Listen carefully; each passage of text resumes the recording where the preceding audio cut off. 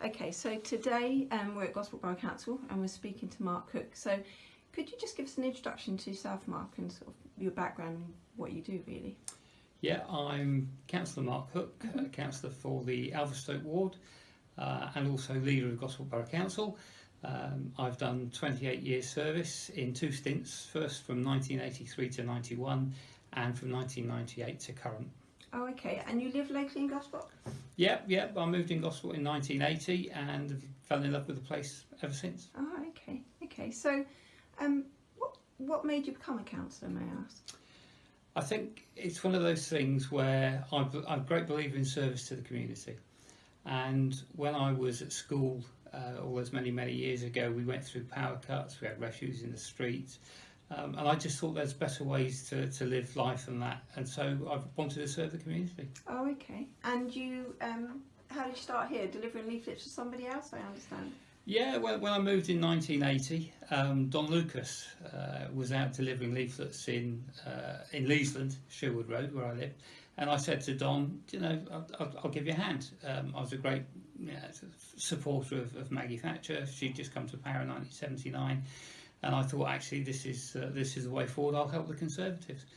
Don made a few phone calls, and half an hour later, there was a bundle of leaflets there and said, come out and deliver with me. And that's a big part of campaigning, isn't it, as leafleting, as we all know. It's important to get your message across. Yeah, no, absolutely. Yeah. So I think we can ask you, if you've done it for 28 years, what are the things you enjoy about being a councillor? I think the most important thing is that service to the community. So, you know, there's some really good wins that we've had. Just recently, I've got 6 of the rough sleepers into accommodation, and you know, that's important because there are those people who are vulnerable and need help, and that's what our job is. We should be there to help the people, and so, you know, for people like Aidan and Ruby, who had very difficult lives, to actually give them a start, a fresh start in life, I think is important. Yeah, no, absolutely. And I understand as well, little birdie told me, that you've actually had young wayward people actually staying at your house just to give a sort of break and a sort of help the parents, carers sort out a way forward for those young people. Yeah, over the years we've had a few young people stay in there.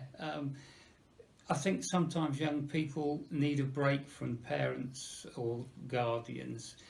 Sometimes it gets a bit too much for both, not only the guardians and the parents, but also for the young person. So we've had people stay and give them a bit of time to chill and relax, and most of the time it's worked out very well. Yeah, no, that's very brave. It's not many people would bring anyone in, not anybody, but you understand what I mean, a troubled teenager into their home. So that's perhaps something we weren't aware of. So there's obviously some downsides to being a councillor politician. Anything you wish to discuss?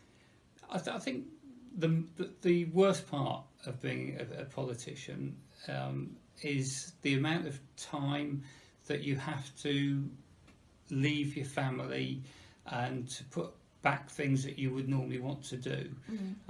But then that's because you've got that sense of serving the community that you do that, but your family do suffer.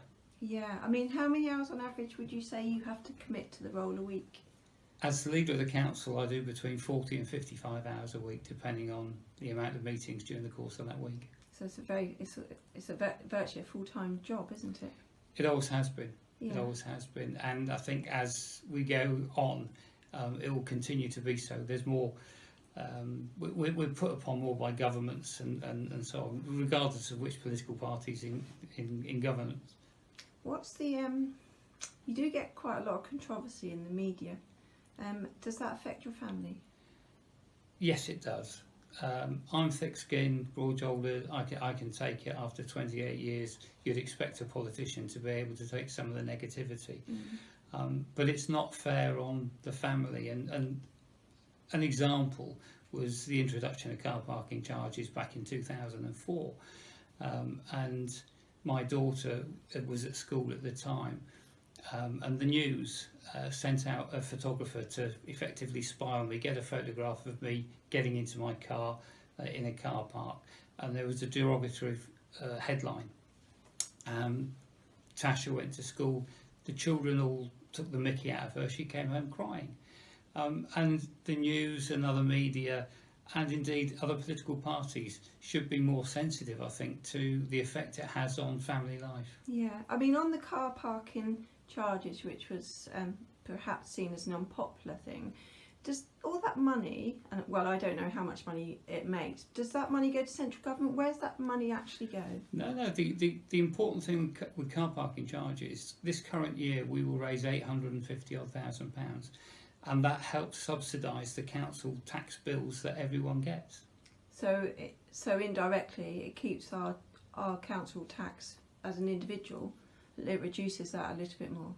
It reduces it a lot because for every 1% increase on the council tax, that raises £65,000. So that's nearly 15% of council tax. So if we were to get rid of car parking charges, then you'd look at putting the council tax up by 15%, which is totally unacceptable. Yeah, absolutely. So no, that's explained quite a negative perception, and hopefully people can understand. So what we're going to do is we're going to move on to some other questions that are more about you, so we can get to know you as a person. Are you quite happy to do that? Always happy. That's lovely. Thanks, Mark. So we're back with Mark, and we're going to move on to, for me, not that you weren't interested before, but some more interesting things. So when you were young, Mark, what did you want to be when you grew up? Ironically, I wanted to be a bank manager. I've always had a great love for mathematics, and it was one of those things which I thought, actually, I'd want to be a bank manager. Doesn't sound particularly exciting. Well, it could have been worse. I could have been an accountant. Yeah, very true. And has your love of maths continued? Yes, it always has. Yeah. And I think that's, if you talk to my colleagues, I deal with the budgets, and I thoroughly enjoy that part of it, trying to make it stack up and work. Yeah, no, absolutely. Okay. Who knows you best? My daughter. I think my daughter knows me better than anyone else. We have no secrets from each other, and she's a great girl to be around. Yeah. And so, is she very similar to your wife? Are you a close-knit family as such? We are. There's myself and my wife, obviously, at home with Tasha, who's 23, and her 4-year-old son. So there's 3 generations in the household, which keeps us very lively, very energetic. But she, I think, is very, very similar to my wife. Very, very similar. They are both strong-minded characters. They both have their views, and sometimes when it clashes, it's quite interesting to be the one in the middle to try and separate them. The mediator. Yeah. Yeah, because that's nice to hear that you have such a close relationship with your daughter, because ordinarily it is a mother-daughter who's close, but so they're so similar you almost have to sort of referee them. Yeah, they're very similar. I think if Tasha would fall down in the playground and hurt herself, she'd go to mum. Yeah. But if it's a case of just wanting to bounce ideas and chat and want cuddles, then it's daddy time. Yeah, no, that's nice to hear. Okay, so if there's any one thing in your life that you feel makes you feel weak, what would you say that is? I think death, and I say that because when I was 17 years of age, there was 2 experiences that really brought home how frail your bodies are. One was at the time, my dad, who was in the army, had left the army. We had a restaurant in Fareham, and I used to help out there. And there was a young girl called Helen Spreadbury, and she had leukemia. And she would come into the restaurant with her family, and her little ID bracelet from the hospital, half would have her medication, and the other half would have "I love Mark" on there, which was very sweet. And How old were you at the time? 17? I was 17, yeah. And they would come in, and I'd say to Helen, what would her wish be? And it was, I wanted to live till I was 10. And unfortunately, she died when she was 10 years and 5 days old. And so you realise actually how frail the body is. And then one of my friends, Peter Harris, who's a motorcyclist, in those days your chin strap could be loose, underneath. And again, he died. He hit a lamppost and unfortunately was decapitated. So you realise actually how frail the human body is, and that does make me feel weak. Apart from my own ailments, that we all have as we get older. yeah, No, that's quite. I mean, that must have been hugely distressing. yeah, it was very, very distressing at the time, but it makes you realise over the years. I mean, here we are, some 42 years on, and those memories stay with you. And the memories of a white wicker casket with Helen's body in on the funeral, it stays with you. And it's, you know, those times makes you the person you are, and you think, actually, what I'd like to do is try and make things better. Yeah, because I sometimes wonder, because you know, sometimes people say who's been the greatest influence. I think sometimes life can be the greatest influence on you as an individual. Our experiences can make us the person we are, can't they, really? Yeah, the experience of life, you know, it's so important. It's so important. I mean, there are people who influence you throughout the years, and you know, I get that. But I think it's life experiences which are so important. Yeah, and death, in fact. So. Yeah. And I think the public actually, they all have their own experiences, so it makes them the people that they are. So you know, sometimes I understand when people say, I don't like Mark Hook. They don't know Mark Hook, but the way that their life experiences has been taught, they've chosen to make that decision, and I understand that. Yeah, no, absolutely. Thank you for sharing that. So, we'll lift it up a bit. So what would you say your favourite place to escape to is? I've got two places where I love to escape. One is a village called Luggershaw, and that was where my first family home was. My dad was in the army, as I said earlier. From 1962 to 66 we were in Tripoli in North Africa. Great place to be. Learned to swim in the Mediterranean, and so many stories I could tell you about what me and my brother got up to. My brother's only a year older than me, but probably best not for the camera. So we moved to Luggershaw. My dad got a posting in Tidworth, so it's only an hour up the road. So that's home for you? Yeah. So 1966 to 75, junior schools, senior schooling, nice places, played a lot of sport, thoroughly enjoyed it. So if I want to go back, you know, and the family often enjoy it when I say, let's get in the car because we're going to Luggershaw, and they've got an old castle there. And who, the family? Yeah. You wish. Yeah. It's a derelict thing, but you know, again, in the moats, I was in the Cubs down there, so it was an area that I used to go and play in, and Luggershaw Sports was the football club as well, and we used to live right opposite the Rec, so it's just a great place to go back. Holds a lot of happiness. It's great. And the second place that I like to escape to is my virtual reality, and I'm a great sci-fi fan. You may get people turning off at this point, Mark.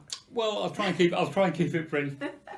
You're a sci-fi fan? Yeah, Star Trek, Star Wars, massive Doctor Who fan. The modern Doctor Who or any Doctor Who? My Doctor Who was John Pertwee when I grew up. Yeah. Although I have to say that David Tennant was a tremendous Doctor Who. But I sit there and early hours of the morning I'll put Netflix on and watch Doctor Who, because it's great escapism. It is, it's good. And Star Wars, of course, they just repeated all those on the television just recently. And I like to think of myself as a bit more of a Han Solo character, although the public out there, some of them will believe that I'm Darth Vader, but I get it. I know. They need to get to know you though, don't they? Really? Absolutely. Yeah. Absolutely. That's quite entertaining. Mark Hook, the Darth Vader, that's a different headline. Yeah. Okay, thank you for that. So, who's been the greatest influence on you as a person today? The greatest influence goes back to the 70s, and the problems that we had with power cuts and refuse in the street. And then along came a lady in 1979 that changed the face of politics. and that's Maggie Thatcher. And you know, another Marmite character. You either loved her or hate her. I loved her. I thought she was strong. She was determined. She wanted to help people. And sometimes the old adage, you have to be cruel to be kind. But I think that for 10, 12 years she was right for the country. I admired her tremendously, what she did, and the sense of wanting to serve. And I got it from Maggie. Yeah, no, absolutely. And you still obviously think of her with a huge, or retrospectively, a high amount of respect as well. Yeah, and when she came to Gosport for the Falklands commemorations, and I remember her walking down the high street and her security guy saying, look, we need to get you inside. And Maggie would say that because the veterans were there, these are my men. And she would spend hours talking to them, and she always had time. Yeah. Magnificent lady. Yeah, no, absolutely. Yeah, I remember those times. The Falklands obviously has such a close place in a lot of our hearts. If you had, as the final question, if you had one day to live, what would you do first? Breathe. Okay. Is that as far as you're going to tell me? Well, I'd like to start with the breath, because at least that means I've got the day to survive. Yeah, no, that's quite entertaining. No, breathe. What would I do one day? I would love to tell every member of my family that I love them. Because I think people seem these days, I don't know why, not to tell each other that you love each other. And you know, whether it's my eldest son, who's a big chap who's just retired from playing American football, I just want to hug him and tell him I love him. You know, my other two sons likewise, my daughter, my grandchildren. I've got 5 grandchildren. My wife. Just spend that day with your family. Yeah, just to let them know that in the last day that I love them and that I've missed them. Yeah, absolutely. And you know, people don't get that opportunity today. So my message to everyone out there at the moment is: tell the people you love that you love them. Share the love. Yeah. So on the subject of love, again, Gosport is Marmite. You either love it or hate it. Where do you sit on that subject? Oh, I love it. What do you love about it? Well, there's so many things to love. The obvious ones are the natural coastlines, Alva Valley Country Park, and the good things that we have in Gosport, so many sporting things. The main thing is that when friends turn up on my door, and they say to me, oh, we were just popping through. No, you don't pop through Gosport. No. You come to Gosport for a reason. Absolutely. So I just love the fact that if people come up, it's because they actually want to see you, rather than they were just travelling through and thought, just pop in. And there is something about living on a sort of peninsula, isn't there, that makes us a little bit, not a siege mentality, but I think we do pull together. My wife always says, and I agree with her, that Gosport is a village community of 80,000 people, and that we do tend to know everyone else's business, and that's one of the good things about Gosport. You know, it is unique. Absolutely. Well, it's been an absolute pleasure talking to you today, and thank you so much for your time. More than welcome. Thank you. Okay, so finally we're back with Mark, and I'm going to ask you some questions which I've been wanting to know the answers to. So, what was the situation with your business rates and your shop? Back in 2015, I'd actually managed to effectively sell the shop. So we ran down the business, and it was a deliberate reasoning for running it down. We had a company called Max 99p that were very interested in coming in. We'd sorted out the deal. And so we were going, Lynn and myself were going to retire. In doing that, as I said before, you run down the business deliberately. With 4 weeks to go, they found out that Pound World were going into the old post office next door to us, and they pulled out of the deal. That made trading very, very difficult for us, and of course you can't just press on the gas and accelerate and go back to where you were. So we had a few difficult times, and it's well documented. I think the news put the timeline in there, and we owed business rates. I put my hands up and said, yes, we do owe it. You know, there was no head in the sand, there's no arguments about that it was due. And so I kept the council informed as to what we were doing, and they said, look, best thing to do is carry on paying the current years and leave that as a debt, and then because the business was being sold again, to pay it back. And that's what we did. And I'm grateful to Councillor Philip Raffaelli, who was Chairman of Standard and Governance, who asked for an investigation as to see whether, as council leader, I was offered any preferential treatment, and the monitoring officer looked into it, and it was quite clear that I was treated no different than any other business. But the key is communication. If you tell the council what's happening and work with the council, they're prepared to work with you. And I was in the fortunate position of being here every day, having done 40 to 55 hours a week work on the council, that I'm here, and I could communicate with them to let them know what was happening. Yeah, so it was found that you were treated no different to any other business that was struggling. Absolutely correct. And of course, since the debt has been repaid as well. So again, that's important. If you're going to say that you're going to pay it back, then make sure you do. And again, it's another sort of reflection of how public your life is as a politician, because actually all of us can get into difficulty, but to have your financial difficulties and your business difficulties public for everyone else is it's quite invasive, I think.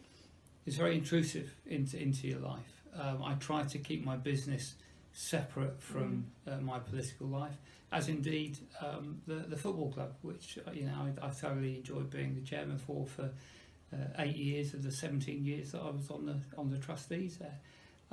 But unfortunately, some people choose to try and mix it all in together, and I think that's a shame, really, because I think people would want their councillors to have another interest, to have outside interests, to be respected within business itself. Having traded in the high street for 28 years and paid business rates for 28 years, albeit that the last couple were paid towards the end. But they seem to have forgotten all the good things that you do over that period of time, when people would criticise the high street for being a ghost town and retail was closing down, and yet as a family business we were there for 28 years and stood by Gosport. Yeah, absolutely. So on to the football club. I'm aware and I see sort of allegations about shady dealings going on, etc. Do you have anything you'd like to say to the local residents about that? The football club has been a great hobby of mine because, again, like everyone else there, they're volunteers. It was run by a voluntary body. I was fortunate enough to be on the committee for a while, to be vice chairman for 3 years and chairman for 8 years before stepping down May last year. But during that period of vice chairman and chairman, we had taken the club from being a Wessex League club, promotions to Southern League South and West, promotions to Southern League Southern Premier, promotions to the Conference South. And in that time, we won so many trophies. Everyone remembers the trip to Wembley and the final of the FA Trophy, the first round proper in the FA Cup, the first time in its history where we lost to Colchester 6-3. Then we won 2 Russell Coates Cups, we won 2 John Stimpson Memorial Trophies. As I said, we won the promotion playoff places. There's so many good things. A lot of success. The biggest victory in the club's history, 19-1. And during that time, when you're building up that success, it costs an incredible amount of money to run the club. And I think people actually don't realise, the wage bill for the final season in the Conference South was in excess of £300,000. And that doesn't come through the turnstiles. In fact, my family put a significant sum of money into the club, as did Alex and Jane Pike, as we were directors, and we put in significant sums to keep the club going. So when people say that the money's been taken out, it's quite the opposite. In fact, you've probably put money in. Absolutely, but again, the people who say that should really go and have a look at the ground and try and remember what the ground was 11 years ago. Because in that 11 years, we've had a 328-seater stand. We've had the complete refurbishment of the clubhouse. We've had irrigation system on the pitch. We've had new toilets, new tea bar, refurbishing of the old stand. And again, that all costs money alongside the playing budget. So for those people who've turned around and said, there's some shady deals going on, I can assure you no shady deals. In fact, there was a lot of hard effort, a lot of time and a commitment to running that club, and delighted for the success it achieved over that period. Yeah, no, absolutely. And I guess for something like that club, for them to actually get successful, you've got to look like a successful club, haven't you? You've got to have good facilities. You've got to have a nice place for families to come and to support them. As you go up the football pyramid, so the demands are greater on you. And so, for example, if you wanted to get into the playoffs and on the conference level, you needed to have 500 seats. Yeah. And we only had the new centre 328, so we actually had to put plastic seating into our stands. Yes. You need to be able to walk around the ground and have a 1 metre concrete footpath around the ground. For conference, you needed to show that you had 3,000 capacity with the ability to go to 4,000. Get promoted, you need a 4,000 capacity with the ability to go to 5,000. So you have to think all along to make sure you meet those demands and for future as well. So, but there were exciting times for the clubs, and I will always remember the visit to Wembley. I will always remember Wembley when they put the 156 clubs that have played at Wembley on the arch. And if you look along the arch, there was Gosport Borough, and my daughter took a photograph when they put Gosport Borough on there, just to remind people of the positive times we had. And of course, we're still playing a good level of football now. We're Southern League, Southern Premier. Just beat Sitting Bull in the FA Cup. We've got a FA Cup game coming up. Do you still support the team? I do. Gosport is my adopted hometown. I love Gosport, and I would support Gosport through and through. No, thank you. And thank you for being so honest with us today. And I've been desperately wanting to ask you those questions. More than happy to answer them. The important thing is that I know that as a club it was well run. Yes, when I left it owed 4 months' rent. But again, I paid 7 years, 8 months. Out of the 8 years I was there, it was 4 months behind. I regret that, and I regret that the new people haven't yet caught that up. But I think with the people who are running the club now, it's got a great way ahead. No, it's fantastic. Thank you again for your time. Thanks.